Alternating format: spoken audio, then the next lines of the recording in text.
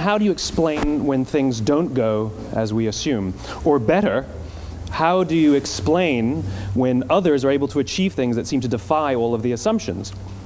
For example, why is Apple so innovative?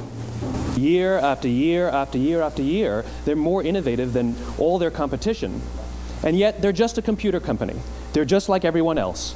They have the same access to the same talent, the same agencies, the same consultants, the same media.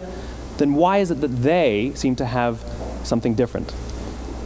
Why is it that Martin Luther King led the civil rights movement? He wasn't the only man who suffered in a pre-civil rights America, and he certainly wasn't the only great orator of the day. Why him?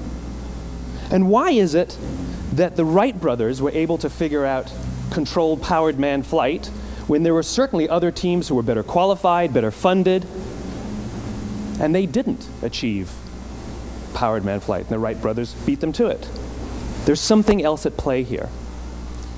About 3.5 years ago, I made a discovery, and this discovery profoundly changed my view on how I thought the world worked, and it even profoundly changed the way in which I operate in it. As it turns out, there's a pattern. As it turns out, all the great and inspiring leaders and organizations in the world, whether it's Apple or Martin Luther King or the Wright brothers, they all think, act, and communicate the exact same way, and it's the complete opposite to everyone else. All I did was codify it. And it's probably the world's simplest idea. I call it the golden circle.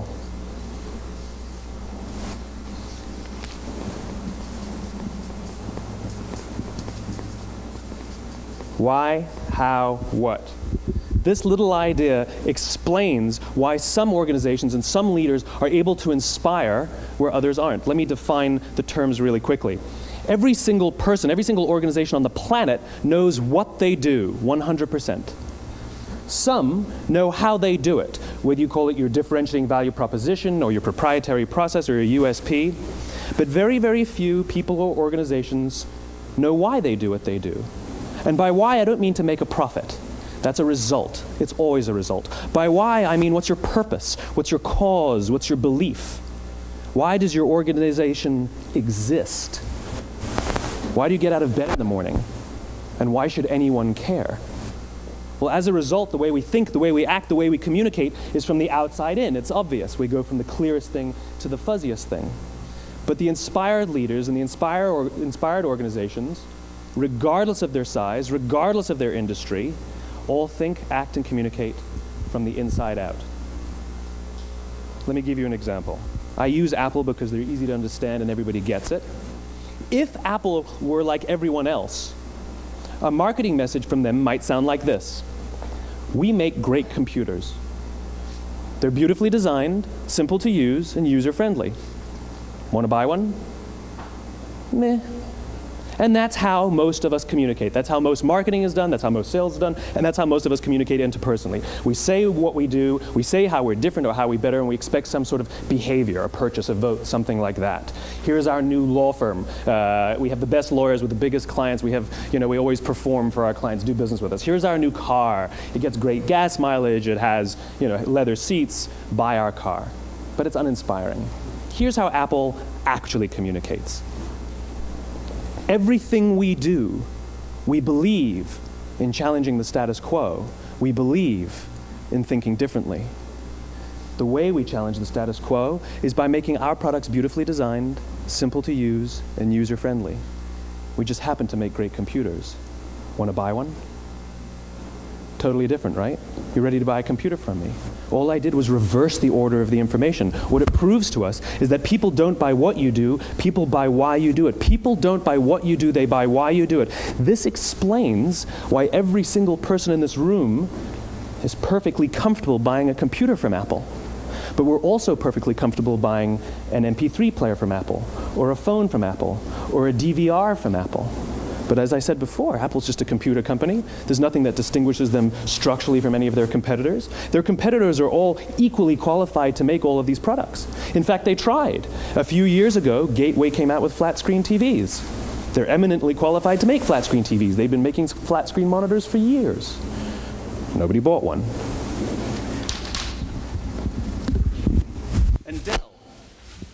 Dell came out with MP3 players and PDAs. And they make great quality products, and they can make perfectly well-designed products, and nobody bought one. In fact, talking about it now, we can't even imagine buying an MP3 player from Dell. Why would you buy an MP3 player from a computer company? But we do it every day. People don't buy what you do, they buy why you do it. The goal is not to do business with everybody who needs what you have. The goal is to do business with people who believe what you believe. Here's the best part. None of what I'm telling you is my opinion. It's all grounded in the tenets of biology, not psychology, biology. If you look at a cross-section of the human brain, looking from the top down, what you see is the human brain is actually broken into three major components that correlate perfectly with the golden circle. Our newest brain, our Homo sapien brain, our neocortex, corresponds with the what level. The neocortex is responsible for all of our rational and analytical thought and language. The middle two sections make up our limbic brains, and our limbic brains are responsible for all of our feelings, like trust and loyalty. It's also responsible for all human behavior, all decision-making, and it has no capacity for language. In other words, when we communicate from the outside in, yes, people can understand vast amounts of complicated information like features and benefits and facts and figures. It just doesn't drive behavior. When we communicate from the inside out, we're talking directly to the part of the brain that controls behavior, and then we allow people to rationalize it with the tangible things we say and do. This is where gut decisions come from. You know, sometimes you can give somebody all the facts and your figures, and they say, I know what all the facts and details say, but it just doesn't feel right. Why would we use that verb? It doesn't feel right. Because the part of the brain that controls decision-making doesn't control language. And the best we can muster up is, I don't know, it just doesn't feel right. Or sometimes you say you're leading with your heart or you're leading with your soul. Well, I hate to break it to you, those aren't other body parts controlling your behavior. It's all happening here in your limbic brain, the part of the brain that controls decision-making and not language. But if you don't know why you do what you do, and people respond to why you do what you do, then how will you ever get people to vote for you or buy something from you, or more importantly, be loyal and want to be a part of what it is that you do? Again, the goal is not just to sell people who need what you have. The goal is to sell to people who believe what you believe. The goal is not just to hire people who need a job. It's to hire people who believe what you believe. I always say that, you know, there's if you hire people just because they can do a job, they'll work for your money. But if you hire people who believe what you believe, they work for you with blood and sweat and tears. And nowhere else is there a better example of this than with the Wright brothers. Most people don't know about Samuel Pierpont Langley. And back in the early 20th century, the pursuit of powered man flight was like the dot-com of the day. Everybody was trying it. And Samuel Pierpont Langley had what we assume to be the recipe for success. I mean, even now, you ask people, why did your product or why did your company fail? And people always give you the same permutation of the same three things. Undercapitalized, the wrong people, bad market conditions. It's always the same three things. So let's explore that. Samuel Pierpont Langley was given $50,000 by the War Department to figure out this flying machine. Money was no problem. He held a seat at Harvard and worked at the Smithsonian and was extremely well connected. He knew all the big minds of the day. He hired the best minds money could find, and the market conditions were fantastic. The New York Times followed him around everywhere, and everyone was rooting for Langley. And how come we've never heard of Samuel Pierpont Langley? A few hundred miles away in Dayton, Ohio, Orville and Wilbur Wright. They had none of what we consider to be the recipe for success. They had no money. They paid for their dream with the proceeds from their bicycle shop. Not a single person on the Wright brothers' team had a college education, not even Orville or Wilbur. And the New York Times followed them around nowhere. The difference was Orville and Wilbur were driven by a cause, by a purpose, by a belief. They believed that if they could figure out this flying machine, it'll change the course of the world. Samuel Pierpont Langley was different. He wanted to be rich, and he wanted to be famous. He was in pursuit of the result. He was in pursuit of the riches. And lo and behold, look what happened. The people who believed in the Wright brothers' dream worked with them with blood and sweat and tears. The others just worked for the paycheck. And they tell stories of how every time the Wright brothers went out, they would have to take 5 sets of parts because that's how many times they would crash before they came in for supper. And eventually, on December 17th, 1903, the Wright brothers took flight. And no one was there to even experience it. We found out about it a few days later. And further proof that Langley was motivated by the wrong thing, the day the Wright brothers took flight, he quit. He could have said, "That's an amazing discovery, guys. Now we'll improve upon your technology." But he didn't. He wasn't first. He didn't get rich. He didn't get famous. So he quit. People don't buy what you do, they buy why you do it. And if you talk about what you believe, you will attract those who believe what you believe. Well, why is it important to attract those who believe what you believe? Something called the law of diffusion of innovation. And if you don't know the law, you definitely know the terminology. The first 2.5% of our population are our innovators. The next 13.5% of our population are our early adopters. The next 34% are your early majority, your late majority, and your laggards. The only reason these people buy touch-tone phones is because you can't buy rotary phones anymore. We all sit at various places at various times on the scale, but what the law of diffusion of innovation tells us is that if you want mass market success or mass market acceptance of an idea, you cannot have it until you achieve this tipping point between 15 and 18% market penetration, and then the system tips. And I love asking businesses, what's your conversion on new business? And they love to tell you, oh, it's about 10%, proudly. Well, you can trip over 10% of the customers. We all have about 10% who just get it. That's how we describe them, right? That's like that gut feeling, oh, they just get it. The problem is, how do you find the ones that just get it before you're doing business with them versus the ones who don't get it?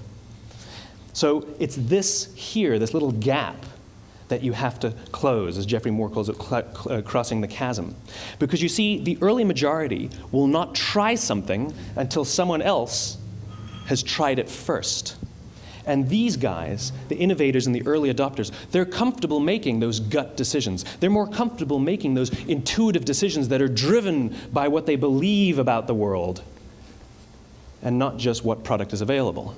These are the people who stood online for 6 hours to buy an iPhone when they first came out, when you could have just walked into the store the next week and bought one off the shelf. These are the people who spent $40,000 on flat-screen TVs when they first came out, even though the technology was substandard. And by the way, they didn't do it because the technology was so great. They did it for themselves. It's because they wanted to be first. People don't buy what you do, they buy why you do it. And what you do simply proves what you believe. In fact, people will do the things that prove what they believe. The reason that person bought the iPhone in the first 6 hours, or stood in line for 6 hours, was because of what they believed about the world and how they wanted everybody to see them. They were first. People don't buy what you do, they buy why you do it. So let me give you a famous example, a famous failure and a famous success of the law of diffusion of innovation. First, the famous failure. It's a commercial example. As we said before a second ago, the recipe for success is money and the right people and the right marketing conditions, right? You should have success then. Look at TiVo. From the time TiVo came out about 8 or 9 years ago to this current day, they are the single highest quality product on the market. Hands down, there is no dispute. They were extremely well funded. Market conditions were fantastic. I mean, we use TiVo as a verb. I TiVo stuff on my piece of junk Time Warner DVR all the time. But TiVo is a commercial failure. They've never made money. And when they went IPO, their stock was at about $30 or $40 and then plummeted, and it's never traded above 10. In fact, I don't think it's even traded above 6, except for a couple of little spikes. Because you see, when TiVo launched their product, they told us all what they had. They said, we have a product that pauses live TV, skips commercials, rewinds live TV, and memorizes your viewing habits without you even asking. And the cynical majority said, we don't believe you, we don't need it, we don't like it, you're scaring us. What if they had said, if you're the kind of person who likes to have total control over every aspect of your life, boy, do we have a product for you. It pauses live TV, skips commercials, memorizes your viewing habits, etc., etc. People don't buy what you do, they buy why you do it, and what you do simply serves as the proof of what you believe. Now let me give you a successful example of the law of diffusion of innovation. In the summer of 1963, 250,000 people showed up on the Mall in Washington to hear Dr. King speak. They sent out no invitations, and there was no website to check the date. How do you do that? Well, Dr. King wasn't the only man in America who was a great orator. He wasn't the only man in America who suffered in a pre-civil rights America. In fact, some of his ideas were bad. But he had a gift. He didn't go around telling people what needed to change in America. He went around and told people what he believed. I believe, I believe, I believe, he told people. And people who believed what he believed took his cause and they made it their own, and they told people. And some of those people created structures to get the word out to even more people. And lo and behold, 250,000 people showed up on the right day, on the right time to hear him speak. How many of them showed up for him? 0. They showed up for themselves. It's what they believed about America that got them to travel on a bus for 8 hours to stand in the sun in Washington in the middle of August. It's what they believed, and it wasn't about black versus white. 25% of the audience was white. Dr. King believed that there are 2 types of laws in this world, those that are made by a higher authority and those that are made by man. And not until all the laws that are made by man are consistent with the laws that are made by the higher authority will we live in a just world. It just so happens that the civil rights movement was the perfect thing to help him bring his cause to life. We followed him not for him, but for ourselves. And by the way, he gave the I have a dream speech, not the I have a plan speech. Listen to politicians now with their comprehensive 12-point plans. They're not inspiring anybody. Because there are leaders and there are those who lead. Leaders hold a position of power or authority, but those who lead inspire us. Whether they're individuals or organizations, we follow those who lead not because we have to, but because we want to. We follow those who lead not for them, but for ourselves. And it's those who start with why that have the ability to inspire those around them or find others who inspire them. Thank you very much.